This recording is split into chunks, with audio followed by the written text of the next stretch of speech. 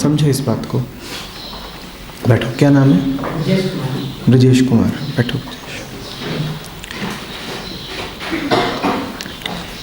ब्रजेश। बाहर से जो तुम्हें मिलता है वो हमेशा बाहरी ही होगा।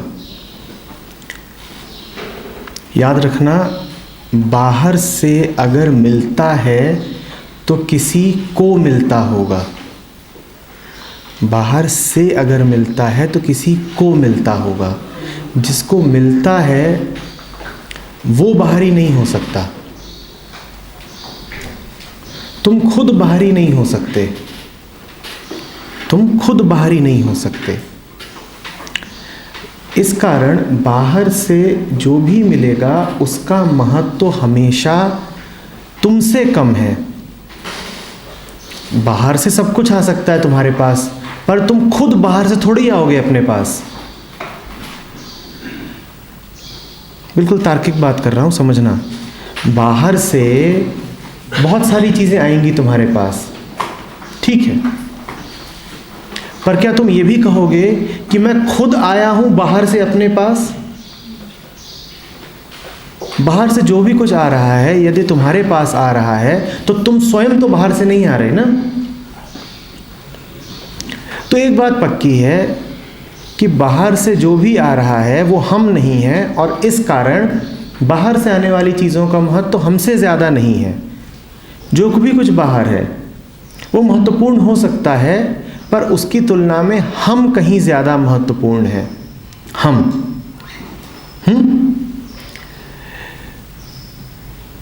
जो बाहर से आता है वो हमारे साथ दो काम कर सकता है। पहला तो ये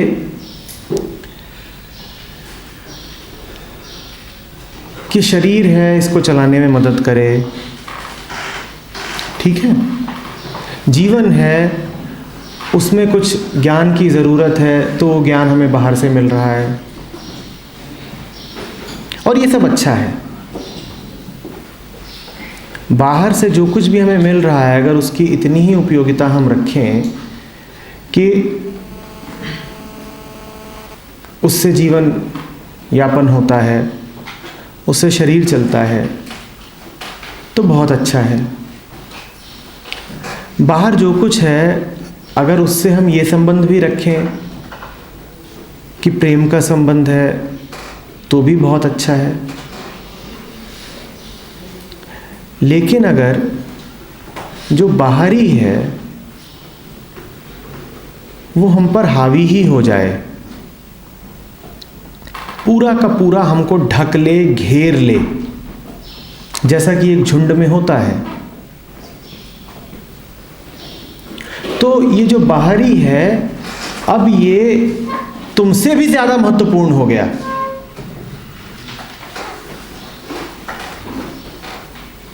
ऐसा ढक लिया इसने तुमको, ऐसा बांध लिया इसने तुमको, इतना हावी हो गया ये तुम पर कि तुम अब कहीं नजर ही नहीं आते।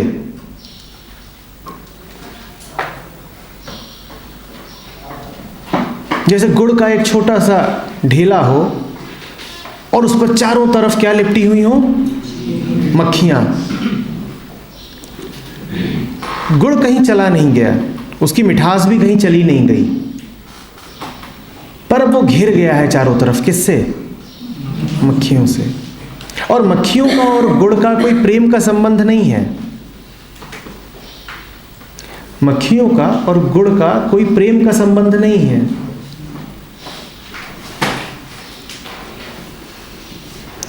मक्खियों के होने से गुड़ की मिठास में कोई इजाफा भी नहीं हो रहा है,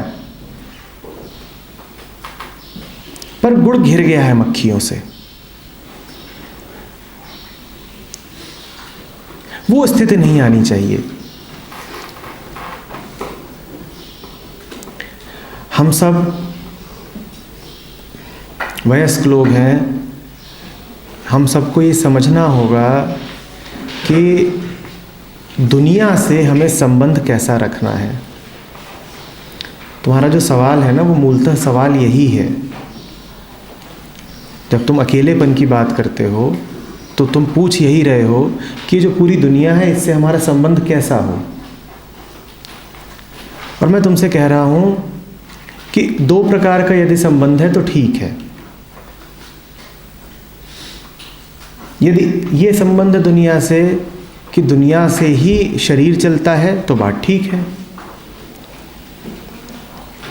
यदि ये संबंध है दुनिया से कि दुनिया है तभी तो प्रेम की संभावना है, तो बहुत ही बढ़िया है। पर वो जो तीसरे प्रकार का संबंध है ना, कि भीड़ आकर के हावी हो गई है तुम पर, मक्खियां ही मक्खियां हैं और तुम कहीं नजर ही नहीं आते, वो ठीक नहीं है। तो अकेलेपन से मेरा आशय क्या है, ये समझ रहे हो ना? अपनी मर्जी से, अपनी निजता में तुम अपनी मिठास किसी को बांट दो, वो अलग बात है, वो प्रेम का संबंध है। पर इतने भी जड़ ना हो जाओ कि तुम्हारा बस ही नहीं चल रहा, कोई भी आकर के तुम्हारे ऊपर बैठ गया है और तुमको गंदा कर रहा है और तुम्हारा बस ही नहीं चल रहा, वो नहीं होना चाहिए।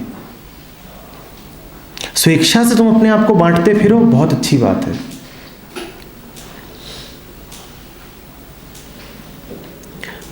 जब मैं कहता हूं कि झुंड में तुम्हारा विकास नहीं हो सकता, ईमानदारी से बताओ तुम क्यों हो उस झुंड में? प्रेम के कारण? 5 लोग बिल्कुल चिपके हुए हैं एक दूसरे से, क्या इसलिए कि उनमें आपस में बड़ा प्रेम है?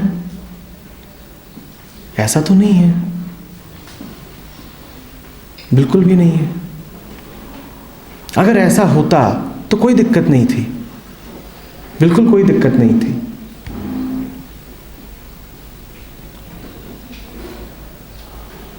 आनंद जीवन भर बुद्ध के साथ रहा, पर वहां गुड़ और मक्खी वाला संबंध नहीं था, सार हमेशा साथ रहा जीवन भर। और अनगिनत किस्से ऐसे होते हैं जिसमें 2 लोग या ज्यादा लोग जीवन भर साथ रह जाते हैं। वो जीवन भर साथ रहना बहुत सुंदर हो सकता है अगर उन दोनों की शुद्ध स्वेच्छा से निकल रहा है। पर अगर आदत से निकल रहा है कि हमारी तो आदत ही पड़ गई है, बचपन से ही हम झुंड में रहते आए हैं, तो फिर उसमें कुछ नहीं है।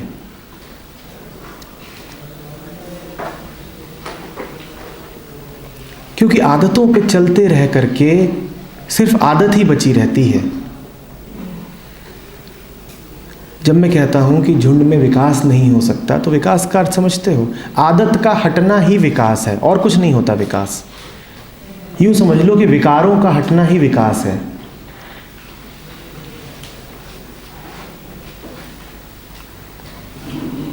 विकास का ये अर्थ नहीं होता कि तुमने कुछ और है जो पा लिया। विकास का अर्थ इतना ही होता है कि जो गंदगी जमा है, जो आदतें इकट्ठा हैं, जिन ढर्रों पे चले आ रहे हो, उनसे मुक्त हो गए, उनको हटा दिया। झुंड हमारी आदत है, अकेलापन हमारी सच्चाई है। और जब मैं अकेलेपन शब्द का प्रयोग करता हूं तो उसे डर मत जाना।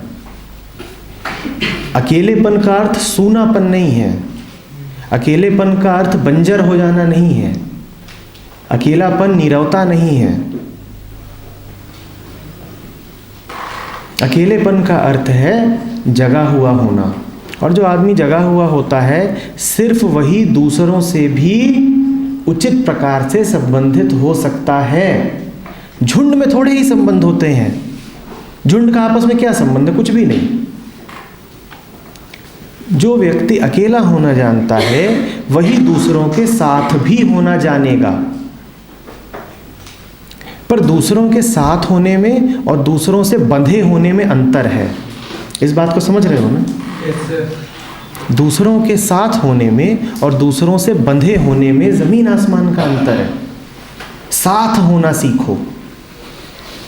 सिर्फ दो मुक्त व्यक्ति ही एक दूसरे के साथ हो सकते हैं। जेल में बंद दो कैदी ये दावा नहीं कर पाएंगे कि देखो हम दोनों एक ही कोठरी में बंद हैं तो इस कारण हम साथ हैं। क्या वो साथ हैं? ये मजबूरी है उनकी, वो बंधे हुए हैं। सिर्फ दो लोग जो पूर्णतया मुक्त हैं अपने आप में, वही ये दावा कर सकते हैं कि हम साथ हैं।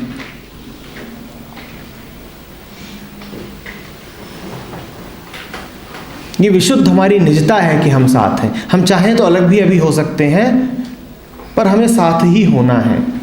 ये हमारी आदत नहीं है, ये हमारा प्रेम है। अब तुम देखो कि तुम जब किसी भी व्यक्ति के साथ होते हो या किसी विचार के साथ होते हो तो उसमें समझ कितनी है और आदत कितनी है।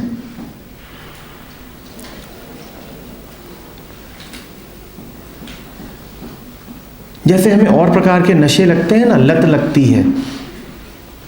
किसी को दिन में 4 बार चाय पीने की लत है, तो इसका अर्थ क्या ये है कि उसे चाय से प्रेम हो गया है? वैसे ही ये एक आदत है कि 3-4 लोगों से घिरे रहना है,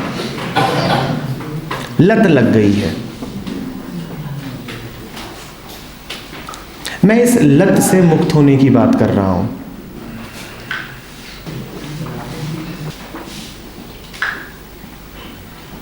बात स्पष्ट हो पा रही है?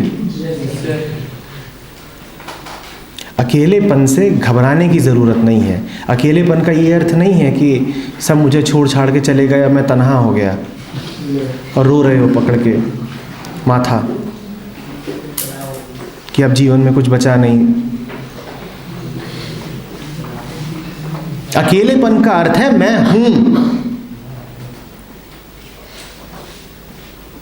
मैं हूं। और मैं माने एक होता है ना, अकेला मैं हूं। और जब तुम हो तभी संभावना है कि अब दूसरों से भी कुछ बातचीत हो सकती है, कोई संवाद हो सकता है, कोई समझदारी के 2-4 शब्द बोले जा सकते हैं। तुम हो ही नहीं। झुंड के तो कोई अक्ल नहीं होती ना, झुंड के कोई चेतना नहीं होती, तो वहां क्या बातचीत, क्या संबंध, क्या संवाद? अगर तुम झुंड हो तो तुमसे बात भी कैसे करूंगा? बात भी मैं तुमसे तभी कर सकता हूं यदि तुम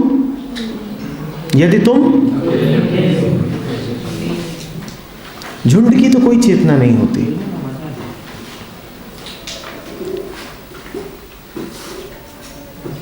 समझ में आ रही है बात? अभी भी तुम में से वही लोग मेरी बात समझ पा रहे होंगे जो मानसिक तौर पर अकेले हो पाए हैं। बहुत सारे अभी भी यहाँ ऐसे होंगे जिनके मन पे भीड़ बैठी हुई है। जिनके भी मन पर भीड़ बैठी हुई है, उम्मीद करता हूँ ऐसे लोग होंगे नहीं, पर यदि हैं तो उन्हें कुछ समझ में नहीं आ रहा है, क्योंकि भीड़ कुछ नहीं समझ सकती। तुमको एक तरीका देता हूँ ये जांचने का कि इस वक्त तुम हो या भीड़ है। एक तरीका दे रहा हूँ तुमको जांचने का कि इस वक्त तुम हो या भीड़ है। जांचना चाहते हो? तुम जो भी कुछ अभी कर रहे हो, चाहे सोच रहे हो चाहे कह रहे हो, तुम्हारी एक एक गतिविधि, बस अपने आप से ये पूछो कि क्या यह ऐसी ही रहती यदि यहाँ पर दूसरे मौजूद न होते?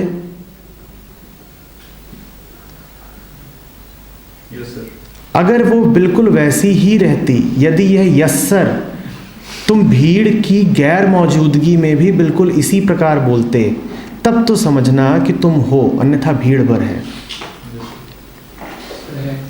पक्का समझ लो, हम में से अधिकांश लोग यदि यहाँ दूसरे न हो तो बदल जाएंगे। कुछ जो बोल रहे हैं यदि वो यहाँ अकेले हों तो उनकी बोलती बंद हो जाएगी, और कुछ जो अभी नहीं बोल रहे हैं, सवाल पूछना चाहते हैं पर पूछ नहीं रहे हैं, यदि वो यहाँ अकेले हों तो सवाल पूछ लेंगे। क्या ऐसा हमारी हर मुलाकात के बाद नहीं हुआ है कि बहुत सारे लोग इंतज़ार करते हैं कि जब भीड़ छट जाए तो वो एकांत में आके मुझसे सवाल पूछेंगे? यदि भीड़ ना होती तो पूछ लेते। वो अकेले नहीं हो पाए, भीड़ उनके ऊपर हावी रही, उनके मन में भीड़ समाई थी। इसी प्रकार कुछ लोग बोलते ही सिर्फ इसलिए हैं क्योंकि यहाँ भीड़ मौजूद है, तो वो मुझसे नहीं बात कर रहे होते, वो भीड़ से बात कर रहे होते हैं। लगता ऐसा है ज्यों बात उन्होंने मुझसे करी है, पर वो मुझसे नहीं बात हो रही है, वो तो उनके भीतर की भीड़ बाहर की भीड़ से बात कर रही है। वो है ही नहीं, वो मौजूद ही नहीं है। भीतर की भीड़ बाहर की भीड़ से बात कर रही है। तो ईमानदारी से परखो अपने आप को कि तुम बैठे हो या भीतर से एक झुंड बात कर रहा है। और उसका तरीका यही है कि अपने आप से पूछो कि क्या मैं ये अकेले होकर भी कर पाता, या अभी सिर्फ इसलिए कर पा रहा हूं क्योंकि आसपास भीड़ है और मैं भीड़ में छुप सकता हूं।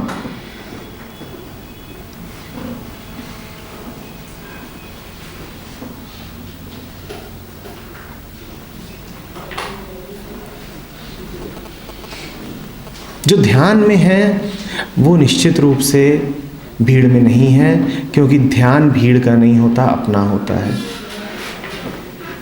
उनको अंतर ही नहीं पड़ेगा कि यहाँ कितने बैठे हैं और कितने नहीं।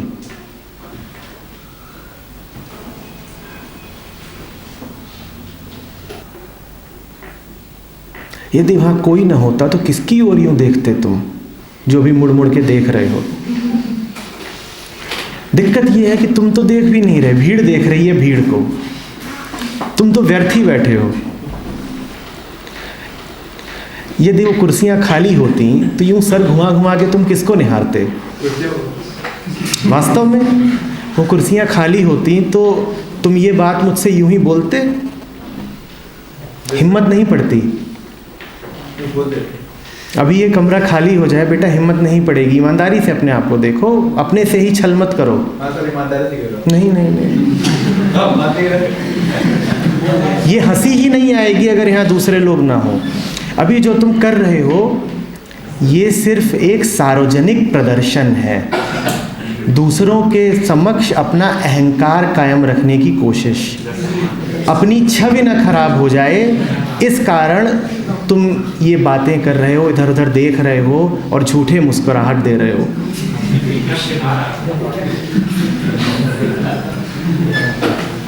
बड़े मज़ेदार खेल होते हैं।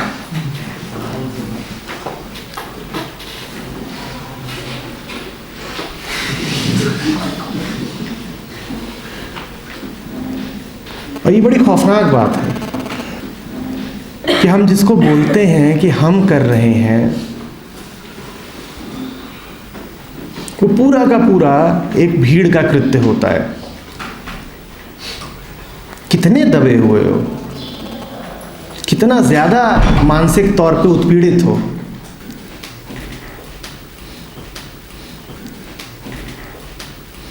कितना हावी हो जाती है ना भीड़, हमें पता भी नहीं चलता हमसे क्या क्या नहीं करवा ले जाती।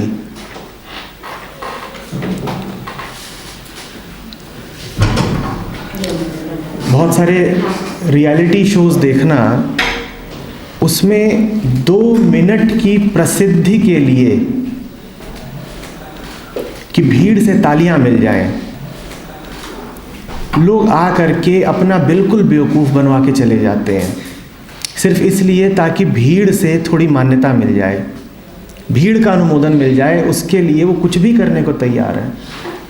आज तुम्हें बता दिया जाए कि नंगे होके चौराहे पे नाचो, तो दुनिया भर में हम उसको प्रसारित करेंगे और प्रचारित कर देंगे कि ये बड़े बहादुर आदमी है जिन्होंने ये किया। तो बहुत सारे लोग हैं जो कर जाएंगे और वो अन्यथा ये नहीं करते, अन्यथा नहीं करते, पर भीड़ उनको वाहवाही देगी, भीड़ की नज़रों में उन्हें स्वीकृति मिलेगी, इस कारण वो कुछ भी उठपटांग करने को राज़ी हो जाएंगे। ऐसा जो वो अपने अकेलेपन में कभी कर नहीं पाते, भीड़ की अनुपस्थिति में कभी कर नहीं पाते। किसी ने कहा है कि व्यक्ति कभी पागल नहीं होता, व्यक्ति कभी हिंसक नहीं होता, भीड़ ही हिंसक होती है। और जब कभी किसी व्यक्ति को हिंसक देखना तो स्पष्ट समझ लेना कि उसके भीतर भीड़ घुस चुकी है। अकेला आदमी आज तक पागल नहीं हुआ। पागलपन का अर्थ ही है कि तुम अकेले अब रहे नहीं, तुम्हारे भीतर भीड़ ने कब्जा कर लिया है, यही पागलपन है। पागलपन के लिए जो शब्द है विक्षिप्तता, वो शब्द भी भीड़ की ओर ही इशारा करता है। विक्षेप, खलल, तुम्हारी निजता में खलल पड़ा है, बाधा आई है, यही विक्षिप्तता है, यही पागलपन है।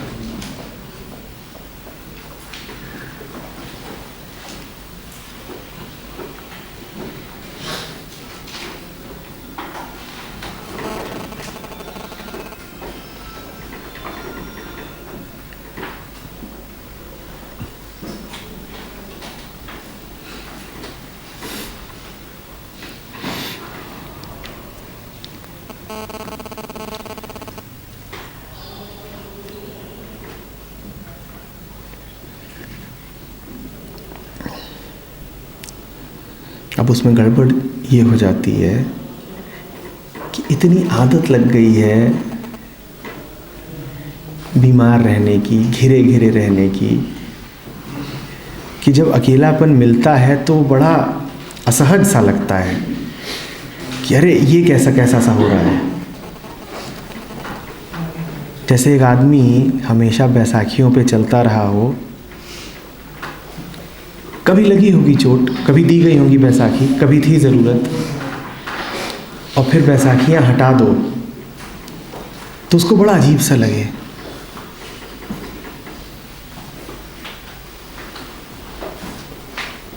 वो कहे नहीं नहीं नहीं, दोबारा चाहिए, वापस चाहिए। वैसे ही जब हमको थोड़ा अकेलापन मिल जाता है तो हमें अजीब सा लगने लगता है। होता है ना, मन तुरंत कहता है कि मोबाइल फ़ोन लाओ, किसी से बात कर लें, या कोई पड़ोस में बैठा है क्या, ज़रा उसकी ओर देख लें। सिर्फ दूसरे को देख करके मन को आश्वासन मिलता है कि दूसरे हैं यहाँ पर। सिर्फ दूसरे की शक्ल देख करके आश्वासन मिलता है कि दूसरे मौजूद है ना, कहीं मैं अकेला तो नहीं हो गया। जो चीज़ उत्सव हो सकती है वो डरावनी लगने लगती है, कहीं मैं अकेला तो नहीं हो गया। उससे घबराओ मत, उससे डरो मत। पुरानी आदत है जिसके कारण डर लगता है, और कोई बात नहीं है।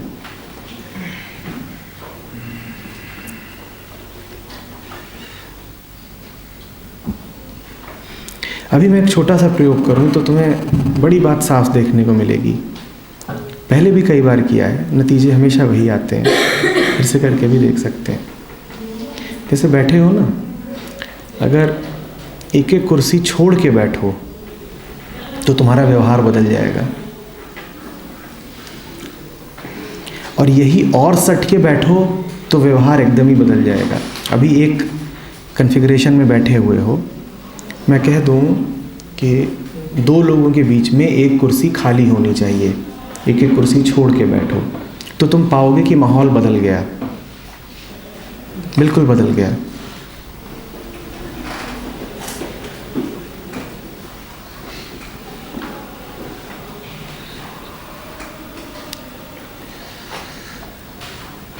इतना असर होता है। मन माने भीड़, भीड़ कम हुई, मन साफ हुआ। और यही अभी यहाँ पे 200-250 लोग और आ जाएं तो माहौल बिल्कुल ही बदल जाएगा।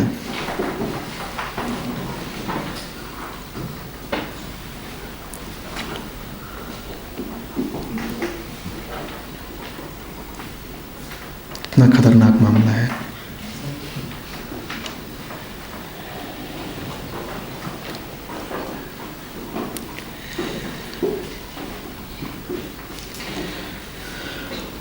अच्छा चलो, अभी तुम लोगों के सामने बात रख रहा हूँ।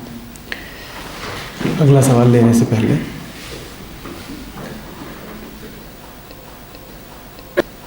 तुम जितना भी मूवमेंट करते हो ना, वो पूरा मूवमेंट दूसरों के लिए भी एक बाधा बनता है। तो ये तो हम कर ही नहीं रहे हैं कि आपस में बात कर रहे हो, वो तो हो ही नहीं रही। ये भी ज़रा नहीं करना है कि मुड़ मुड़ करके इधर देखना है और उधर देखना है, क्योंकि जब भी तुम ये करते हो, ये एक प्रकार का आक्रमण है दूसरे के ऊपर। वो चुप बैठा है, वो ध्यान में है, वो सुन रहा है, और तुम हिले डुले जा रहे हो, तो तुम इस पूरे हॉल के लिए ठीक नहीं हो। या तो शांत हो जाओ, अपने वाइब्रेशन पर थोड़ा कंट्रोल करो, अन्यथा तुम्हें यहाँ होना नहीं होगा। ये बात समझ में आ रही है? क्या तुमने ये नहीं देखा है कि तुम ऐसे बैठे हुए हो, उस तरफ भी, उतनी दूर भी अगर कोई तुमको मुड़ मुड़ के देख रहा हो तो तुम्हें पता चल जाता है और तुम देखते हो। ऐसा हुआ है कि नहीं? कई बार तो यहाँ तक भी होता है कि कंधे के पीछे भी कोई है, और अगर वो तुमको वहाँ से लगातार घूर रहा है तो तुमको पता चल जाता है और तुम देखते हो और तुम्हें दिखाई देता है कि हाँ, मुझे ही देख रहा था। ऐसा अनुभव हुआ है?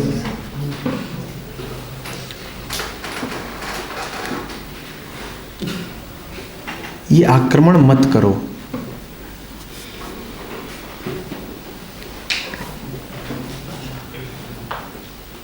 लुच्चा शब्द का अर्थ जानते हो क्या होता है? आंख के पर्यायवाची क्या है? ठाकुर साहब बताइए। नयन, लोचन। लोचन जो आँखों से आक्रमण करे, जो लोचन से आक्रमण करे, वही लुच्चा कहलाता है। घूरने की प्रवृत्ति को ही लुच्चाई कहते हैं। तो मुझे यहाँ लुच्चे नहीं चाहिए। हाँ, लोचनों को नियंत्रण में रखो।